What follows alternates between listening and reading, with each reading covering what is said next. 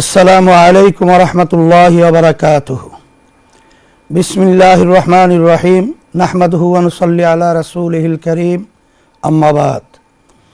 জাতির ভাগ্যের পরিবর্তনের প্রত্যাশায় আসন্ন ত্রয়োদশ জাতীয় সংসদ নির্বাচনকে সামনে রেখে নির্বাচনী আমেজে থাকা প্রিয় দেশবাসীকে ইসলামী আন্দোলন বাংলাদেশের পক্ষ থেকে আমি ইসলামী আন্দোলন বাংলাদেশের মুফতি সৈয়দ মোহাম্মদ রেজাউল করিম আপনাদেরকে জানাই শ্রদ্ধা ও আন্তরিক শুভেচ্ছা। প্রিয় দেশবাসী ভাই ও বোনেরা, শুরুতেই মহান আল্লাহ রাব্বুল আলামিনের দরবারে কৃতজ্ঞতা জানাচ্ছি। ব্রিটিশ বিরোধী সংগ্রাম থেকে শুরু করে ৭১-এর মহান মুক্তিযুদ্ধ এবং মানুষের মুক্তি ও সমৃদ্ধির জন্য সংগঠিত সকল আন্দোলন ও সংগ্রামে অংশ নেয়া জাতির সাহসী সন্তানদের প্রতি আমাদের শ্রদ্ধা নিবেদন করছি। বিশেষ করে শাপলা ও ২৪-এর গণ অভ্যুত্থানের সকল আহত নিহত বীরদের প্রতি আমাদের আন্তরিক শ্রদ্ধা ও ভালোবাসা অর্পণ করছি। ইসলামী আন্দোলন বাংলাদেশ ১৯৮৭ সালে দেশের সর্বধারা শীর্ষ উলামায়ে কেরাম, বুদ্ধিজীবী, শিক্ষাবিদ ও রাজনৈতিক নেতৃবৃন্দর সমন্বয়ে গঠিত একটি প্ল্যাটফর্ম। প্রতিষ্ঠার পর থেকে সকল রাজনৈতিক আন্দোলনে আমরা ছিলাম সম্মুখ সারির দল। দেশ, জাতি ও মানবতার স্বার্থে আমাদের সরব পথচারণায় মুখর ছিল রাজপথ। সর্বশেষ জুলাই গণ অভ্যুত্থানে একমাত্র রাজনৈতিক দল হিসাবে ইসলামী আন্দোলন বাংলাদেশ স্বনামে প্রকাশ্যে রাজপথে লড়াই করেছে। প্রতিষ্ঠাকালে আমাদের দলের নাম ছিল ইসলামী শাসনতন্ত্র আন্দোলন, কারণ সেই ১৯৮৭ সালেই আমাদের অনুধাবনে এটা ছিল যে সংবিধানে দেশ চলছে তা এই দেশের ইতিহাস, ঐতিহ্য ও বোধবিশ্বাসের সাথে সামঞ্জস্যপূর্ণ না। আজকের বাংলাদেশে সবাই একমত যে সংবিধানই প্রধানতম সমস্যা। জুলাই গণ অভ্যুত্থানের মধ্য দিয়ে আমরা সংবিধান সংস্কার সহ রাষ্ট্রের সামগ্রিক সংস্কার করার একটি সুযোগ পেয়েছি। সেই সুযোগে বাস্তবে পরিণত করার জন্য আগামী ১২ তারিখের নির্বাচন তাৎপর্যপূর্ণ। আপনার একটি ভোট মহান স্বাধীনতা ও ২৪শে জুলাই এর প্রত্যাশাকে বাস্তবায়িত করতে সহায়তা করবে ইনশাআল্লাহ। প্রিয় দেশবাসী, স্বাধীনতার পরে ৫৪টি বছর অতিক্রান্ত হয়েছে। এক সাগর রক্ত উৎসর্গ করার পরেও আমরা কাঙ্ক্ষিত সাম্য, মানবিক মর্যাদা ও সামাজিক ন্যায় বিচার পাই নাই। আর্থিক সমৃদ্ধি আসে নাই, নিরাপত্তা নিশ্চিত হয় নাই, বরং দারিদ্রতা, সন্ত্রাস, রাজনৈতিক হানাহানি, অবিচার, সীমাহীন বৈষম্য, বেকারত্ব আমাদের দেশকে কুরে কুরে খেয়েছে। অতীতে যারাই দেশ পরিচালনা করেছে তাদের কেউই এই দায় এড়াতে পারবে না। এখানে ভোটার হিসাবে আমার আপনার দায়ও রয়েছে। ভুল নীতি ও নেতাকে ভোট দেওয়ার মাধ্যমে এর দায় আমাদের উপরেও বর্তায়। প্রিয় দেশবাসী, ভাই ও বোনেরা, আমাদের সমস্যা ছিল দুইটা। এক, রাষ্ট্র পরিচালনার নীতি হিসাবে ভুল নীতি গ্রহণ করা, এবং দুই, ভুল নেতা বাছাই করা। ভুল নীতির কারণে অনেক ভালো নেতাও দেশকে কাঙ্ক্ষিত মানে নিয়ে যেতে পারে নাই। আসন্ন ত্রয়োদশ জাতীয় সংসদ নির্বাচনে ইসলামী আন্দোলন বাংলাদেশ এই ভূখণ্ডের মানুষের হাজার বছরের চর্চিত বিশ্বাস ও জীবনাচারের নীতি ইসলামকে রাষ্ট্র পরিচালনার নীতি হিসাবে উপস্থাপন করেছে। শরিয়া কেবলই একটি আইনের নাম নয়, বরং শরিয়া হলো মানুষের বিশ্বাস, জীবনবোধ, সংস্কৃতি, অভ্যাস ও আইনের সমষ্টি। আমরা এই অঞ্চলের অধিকাংশ মানুষ বিশ্বাস হিসাবে, জীবনবোধ হিসাবে এবং সংস্কৃতিতে, অভ্যাসে ইসলামকে ধারণ করি। এখন যদি রাষ্ট্র পরিচালনার মূল নীতিতে ইসলামকে বাস্তবায়ন করতে পারি, তাহলেই বাংলাদেশ তার প্রত্যাশিত সমৃদ্ধি ও লক্ষ্য খুঁজে পাবে ইনশাআল্লাহ। রাষ্ট্র পরিচালনায় ইসলামের মৌলিক নীতিমালার মধ্যে রয়েছে আদালত, ইনসাফ, নাগরিকের স্বার্থের প্রতি সংবেদনশীলতা, দায়বদ্ধতা, সামাজিক নিরাপত্তা, আইনের শাসন এবং সকল ধর্মের মানুষের ধর্মীয় আচার পালনের অধিকার ও সমান সম্মান মর্যাদা প্রদান করা। ইসলামী আন্দোলন বাংলাদেশ রাষ্ট্র ক্ষমতায় গেলে এই মৌলিক নীতিমালার পূর্ণ প্রতিপালন করবে। প্রিয় দেশবাসী, ইসলামী আন্দোলন বাংলাদেশ ত্রয়োদশ জাতীয় সংসদ নির্বাচনে 258 আসনে হাতপাখা প্রতীকে প্রতিদ্বন্দ্বিতা করছে। আপনারা জানেন, প্রচলিত আইন ও বন্দোবস্তের মোকাবেলায় ইসলামী আন্দোলন বাংলাদেশ এদেশের হাজার মানুষের বোধবিশ্বাসের আলোকে ইসলামের নীতিতে দেশ পরিচালনার লক্ষ্য নিয়ে নির্বাচনী প্রচারণা চালিয়ে যাচ্ছে। আপনাদের থেকে যে স্বতঃস্ফূর্ত সাড়া আমরা পাচ্ছি তা আমাদেরকে আপ্লুত করছে। ইনশাআল্লাহ আগামী 12 তারিখ আপনারা হাতপাখা প্রতীকে ভোট দিয়ে আমাদেরকে বিজয় করলে জনপ্রত্যাশার বাংলাদেশ নির্মাণ করব ইনশাআল্লাহ। প্রিয় দেশবাসী, ভোট অর্থ হলো আপনি কাউকে আপনার হয়ে রাষ্ট্র পরিচালনার দায়িত্ব দেয়া। ভোট অর্থ কাউকে রাষ্ট্র পরিচালনায় যোগ্যতর বলে সাক্ষ্য দেয়া। পবিত্র কোরআনে আল্লাহ তাআলা বলেন, মাইয়াশফা শাফাআতান হাসানাতান ইয়াকুল্লাহু নাসিবুম মিনহা ওয়া মাইয়াশফা শাফাআতান সাইয়্যাতান ইয়াকুল্লাহু কিফলুম মিনহা ওয়া কানাল্লাহু আলা কুল্লি শাইইন মুকিতা। যে ভালো সুপারিশ করবে তা থেকে তার জন্য একটি অংশ থাকবে এবং যে মন্দ সুপারিশ করবে তার জন্য তা থেকে একটি অংশ থাকবে। সূরা আন-নিসা 85 নম্বর আয়াতে অর্থ খুবই স্পষ্ট। আপনি যদি ভোটের মাধ্যমে কোনো ভালো নীতি ও ব্যক্তির জন্য সুপারিশ করেন তাহলে সেই ভালো নীতি ও ব্যক্তির কৃত ভালো কাজের নেকি আপনি পাবেন। আর যদি আপনি কোনো খারাপ নীতি ও ব্যক্তির জন্য সুপারিশ করেন তাহলে সেই খারাপ নীতি ও ব্যক্তির করা অপরাধের পাপের ভাগ আপনার আমল নামাতেও যুক্ত হবে। কোনো দুর্নীতি, সন্ত্রাস ও টাকা পাচার না করেও কেবল ভুল জায়গায় ভোট দেওয়ার কারণে আপনার আমল নামায় দুর্নীতি ও সন্ত্রাসের পাপ যুক্ত হতে পারে। তাই ভোট প্রদান কেবল ইহকালীন বিষয় নয়, বরং একই সাথে একটি পরকালীন বিষয়ও বটে। তাই ভোট প্রদানে সতর্ক থাকতে হবে।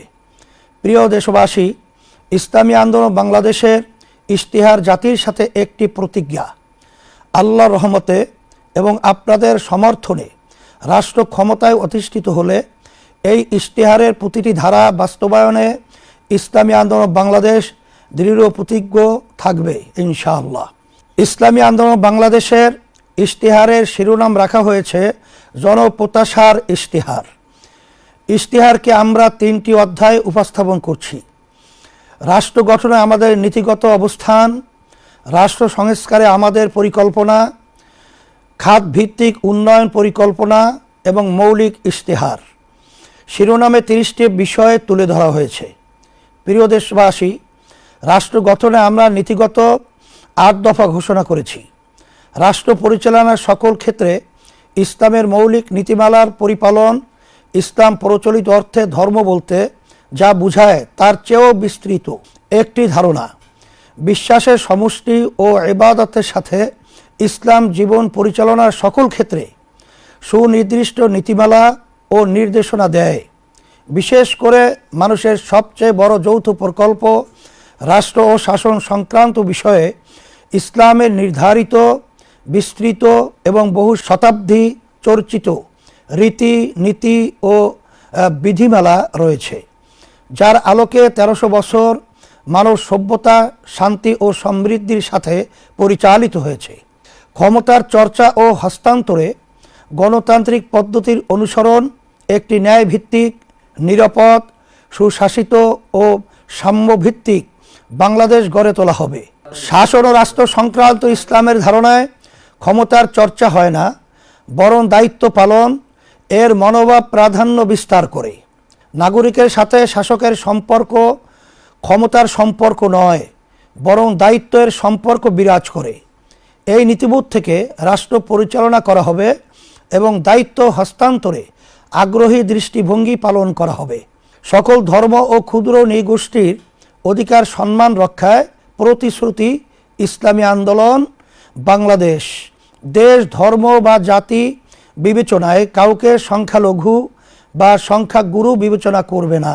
সকলের ধর্মীয় বিশ্বাস রক্ষা ও পালনের নিরাপদ ও উৎসব মুখর পরিবেশ নিশ্চিত করতে আমরা প্রতিজ্ঞাবদ্ধ।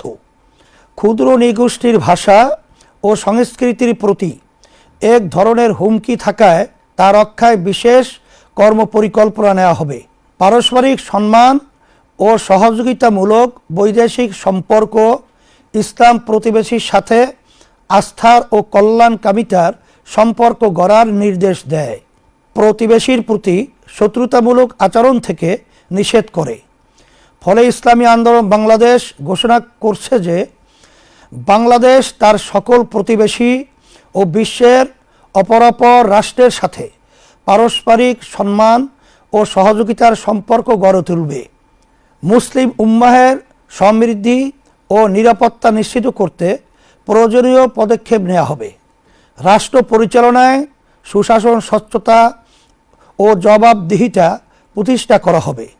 দক্ষ নিরপেক্ষ প্রশাসন গড়ে তোলা হবে এবং রাষ্ট্রীয় প্রতিষ্ঠানসমূহকে পেশাদারিত্ব, নৈতিকতা ও দায়িত্বশীলতার সঙ্গে কাজ করতে অনুপ্রাণিত করা হবে। সংবিধানে নির্ধারিত ন্যায়পাল প্রতিষ্ঠান অবিলম্বে কার্যকর করা হবে এবং তাকে প্রকৃত অর্থে স্বাধীন ও ক্ষমতাবান করা হবে। সংসদ সদস্য ও জনপ্রতিনিধিদের সম্পদের হিসাব দায়িত্ব গ্রহণের শুরুতেই এবং পরবর্তী সময়ে নিয়মিতভাবে প্রকাশ করা হবে। ক্ষেত্র বিশেষে জাতীয় রাজস্ব বোর্ড ও দুদক এর সঠিকতা যাচাই করবে। বৈষম্য বিরোধিতা ও ন্যায্যতা, রাষ্ট্রচিন্তা, আইন প্রণয়ন ও নীতি নির্ধারণের প্রতিটি স্তরে পিছিয়ে পড়া ও বঞ্চিত জনগোষ্ঠীর বাস্তব অভিজ্ঞতা ও প্রয়োজন প্রতিফলিত করা হবে। বৈষম্যকে একটি কাঠামোগত সমস্যা হিসাবে চিহ্নিত করে তার আইনগত, প্রাতিষ্ঠানিক ও সামাজিক প্রতিকার নিশ্চিত করা হবে। একটি কার্যকর বৈষম্য বিরোধী আইন প্রণয়ন ও বাস্তবায়ন করা হবে। জাতীয় মানবাধিকার কমিশনকে স্বাধীন, সক্ষম ও জবাবদিহিমূলক প্রতিষ্ঠান হিসাবে গড়ে তোলা হবে। তৃতীয় লিঙ্গ, হিজড়া জনগোষ্ঠীর রাজনৈতিক অংশগ্রহণ সহ সকল ক্ষেত্রে বৈষম্যহীন অভিগম্যতা নিশ্চিত করা হবে। শরিয়া মোতাবেক নারীদের সম্পত্তির উত্তরাধিকার নিশ্চিত করতে আইনগত ও সামাজিক বাস্তবায়ন জোরদার করা হবে। দুর্নীতির মূলোৎপাটন, বাংলাদেশের প্রধান সমস্যা হলো দুর্নীতি। ইসলামী আন্দোলন নৈতিক, আইনি ও প্রাতিষ্ঠানিক বহুমাত্রিক কৌশলে ও কর্মপন্থায় দুর্নীতিকে ক্রমান্বয়ে শূন্যের কোঠায় নামিয়ে আনবে ইনশাআল্লাহ। রাজনৈতিক ও প্রাতিষ্ঠানিক দুর্নীতি প্রতিরোধ করা হবে। আর্থিক খাতে স্বচ্ছতা জোরদার করা হবে এবং বাজার ও সেবা খাতে সিন্ডিকেট নিয়ন্ত্রণ করা হবে।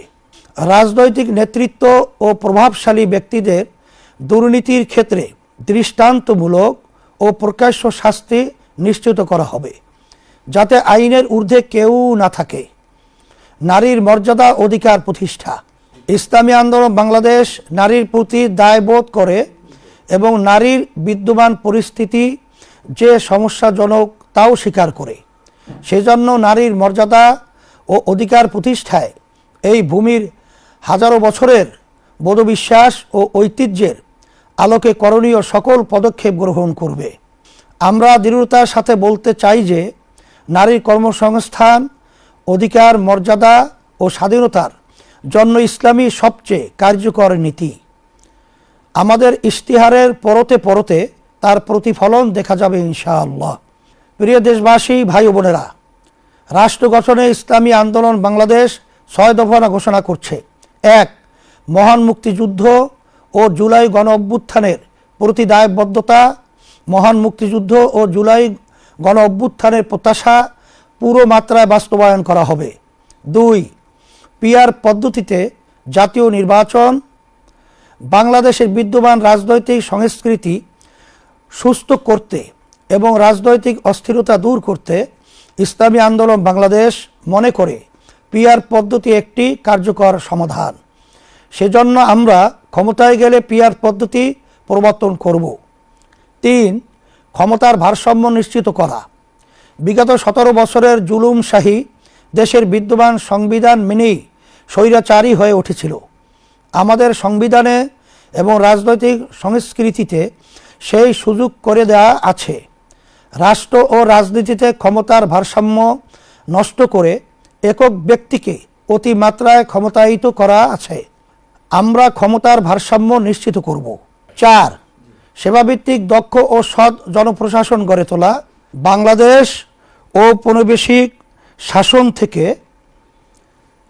দুইবার স্বাধীনতা অর্জন করেছে, কিন্তু তিক্ত বাস্তবতা হলো আমাদের জনপ্রশাসন এখনও ব্রিটিশ আইন, আচার প্রথা ও রীতিনীতিতে পরিচালিত হয়।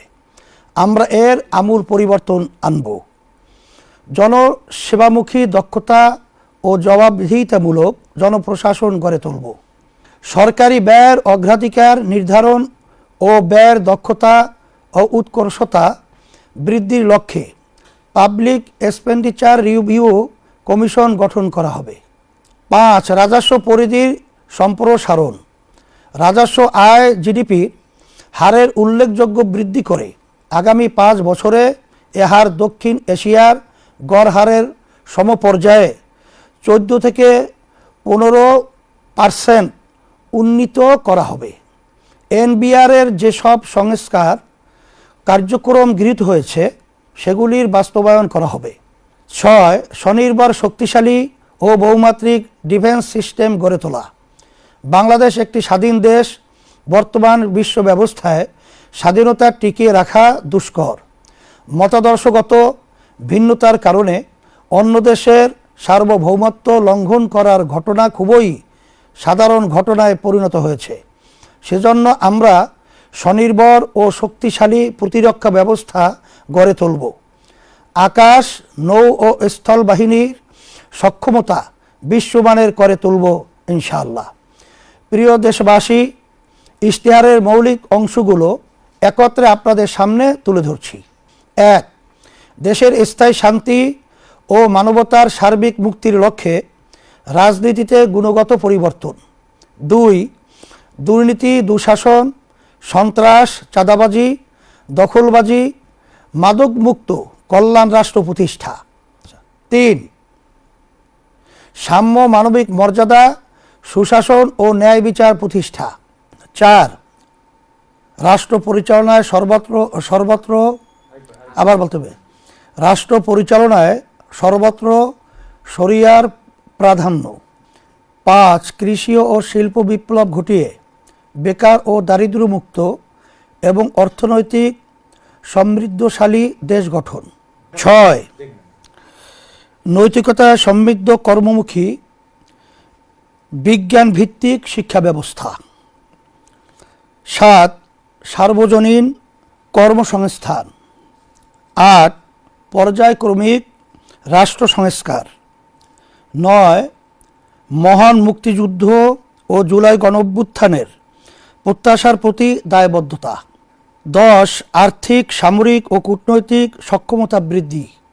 11. নারী, শ্রমিক ও প্রান্তিক জনগোষ্ঠীর অধিকার সহ সকল জনগোষ্ঠীর মৌলিক মানবাধিকারের সুরক্ষা। 12. রাষ্ট্র, সমাজ ও অর্থনীতিতে বৈষম্য বিলোপ। 13.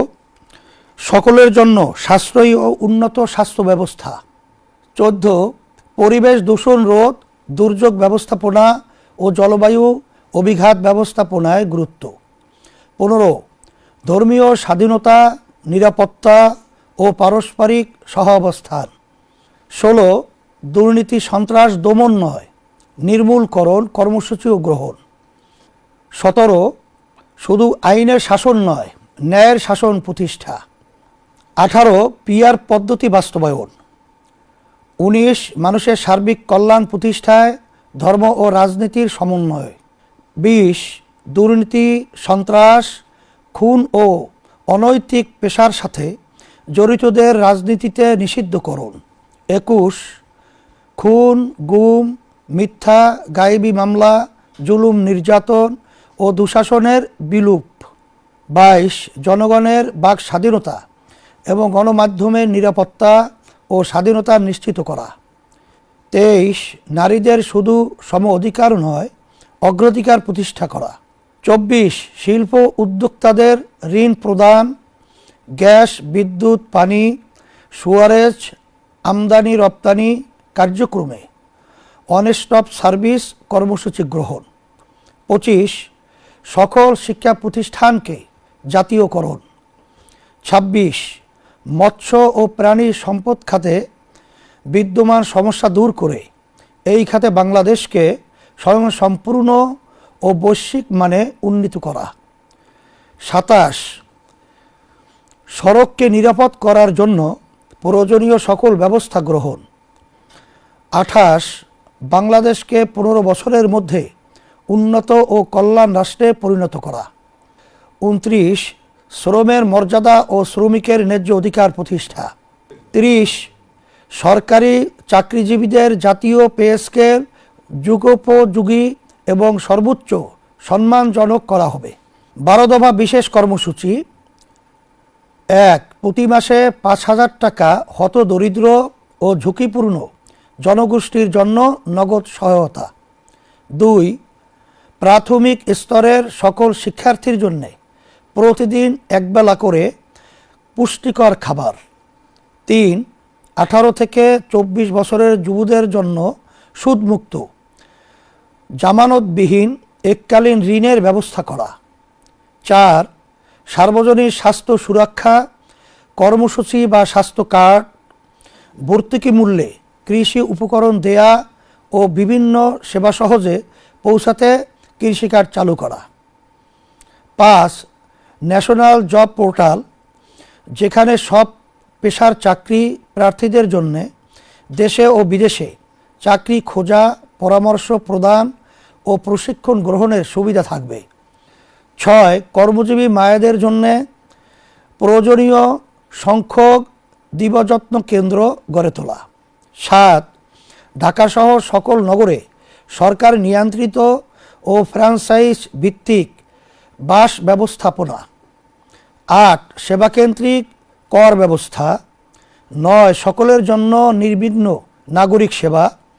10 নারী পোশাক কর্মীদের জন্য আবাসন ব্যবস্থা। 11 দ্রব্যমূল্য নিয়ন্ত্রণে রাখতে অবৈধ সিন্ডিকেট ভেঙে দেয়া হবে। 12 কওমি সনদের স্বীকৃতির পূর্ণ বাস্তবায়ন ও রাষ্ট্রীয় পদে ওলামায়ে কেরামের পদায়ন। প্রিয় দেশবাসী, জুলাই গণ অভ্যুত্থানের পরে দেশ থেকে স্বৈরতন্ত্রের স্থায়ী বিলুপ নিশ্চিত করতে আমরা সংস্কার কমিশনে জোর প্রচেষ্টা চালিয়েছি। আমাদের প্রত্যাশা পূর্ণ মাত্রায় প্রতিফলিত না হলেও জুলাই সনদ সংস্কারের পথে একটি বড় অগ্রগতি। জুলাই সনদ কোনো দলের বিপক্ষে না, তাই আগামী 12 তারিখে জুলাই সনদের পক্ষে হা ভোট প্রদান করুন।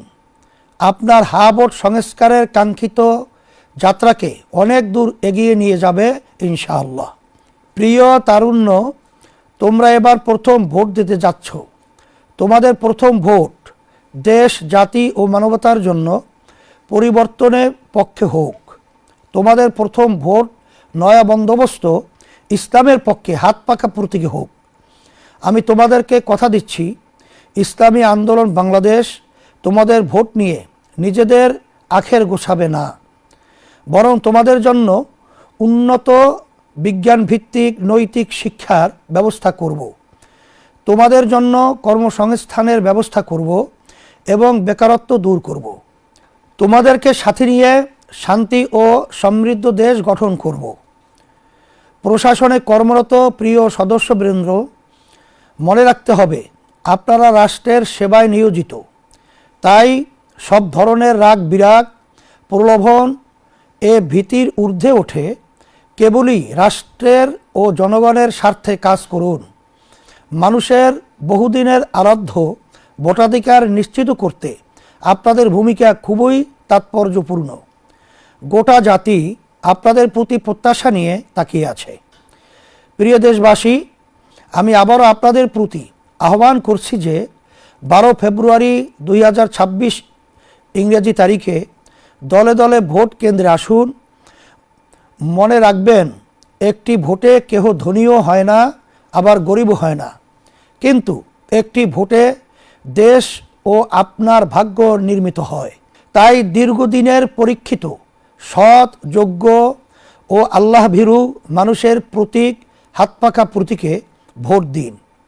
কথা দিচ্ছি, বাংলাদেশের মানুষের বহুদিনের আরাধ্য সমৃদ্ধি, শান্তি ও মুক্তি আসবে ইনশাআল্লাহ। আজকের মতো এখানে শেষ করছি। আবারও দেখা হবে, কথা হবে। আসসালামু আলাইকুম ওয়া রাহমাতুল্লাহি ওয়া বারাকাতুহু।